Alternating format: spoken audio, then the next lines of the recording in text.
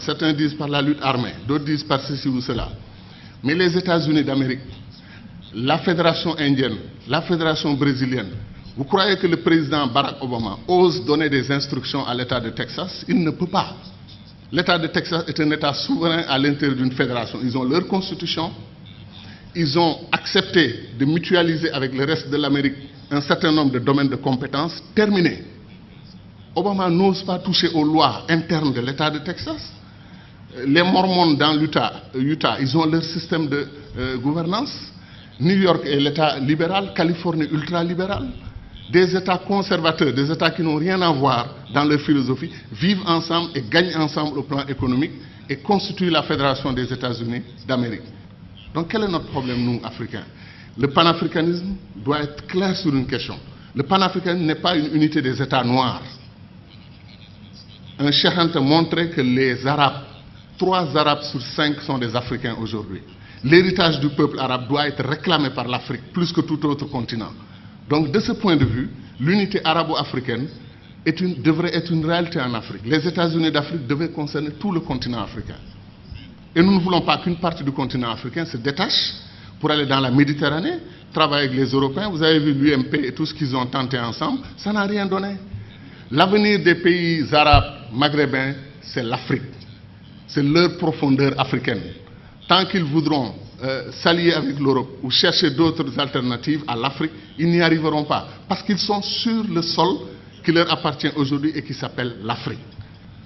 Mais les contradictions, il y a un magma de contradictions. Ce qui se passe en République démocratique du Congo est un scandale permanent. Des pays africains entrent en République démocratique du Congo, prennent les ressources dont ils ont besoin et repartent. Quand les Belges ou les Français ou les Américains ou les Chinois le font, nous crions.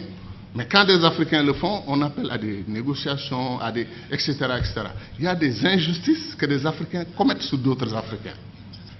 Qu'est-ce qui nous empêche de faire les ponts sur le fleuve Rosso entre le Sénégal et la Mauritanie?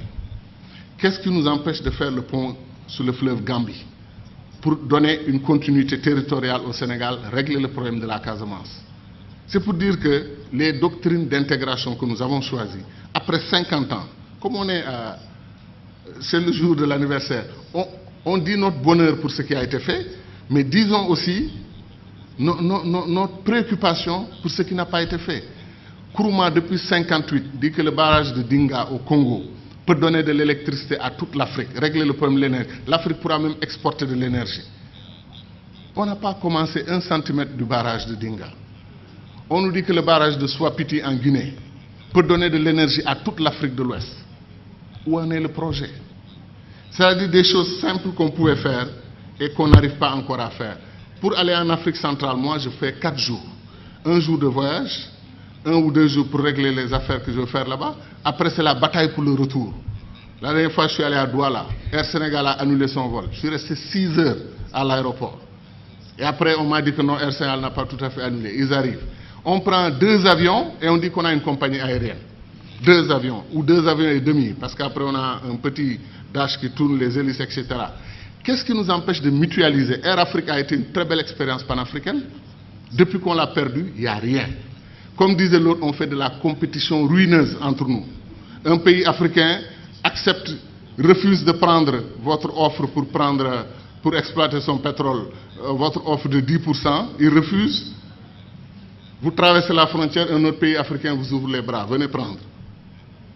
Pourquoi nous faisons des choses comme ça? Donc ce que nous disons, ce n'est pas de la théorie. Contrairement à le sentiment de certains amis dans la salle qui ont pensé que nous, on voulait faire un saut, un puissant saut vers le passé. Non, on veut faire un saut vers l'avenir. On veut accélérer l'histoire de ce continent parce qu'on peut le faire. Tout est à volonté d'homme. C'est les hommes et les femmes qui décident. Et nos dirigeants doivent entendre notre voix. C'est pour cela que les panafricanistes doivent se lever. Ils doivent s'organiser politiquement. Il y a des Africains panafricanistes qui votent pour des dirigeants anti-panafricanistes, qui ne veulent pas l'unité de l'Afrique. Ça n'a pas de sens. Je pense que les panafricanistes doivent être debout et faire entendre leur voix. Et je termine en disant encore une fois que moi je crois en l'Afrique, et je sais que ceux qui sont dans cette salle croient en l'Afrique.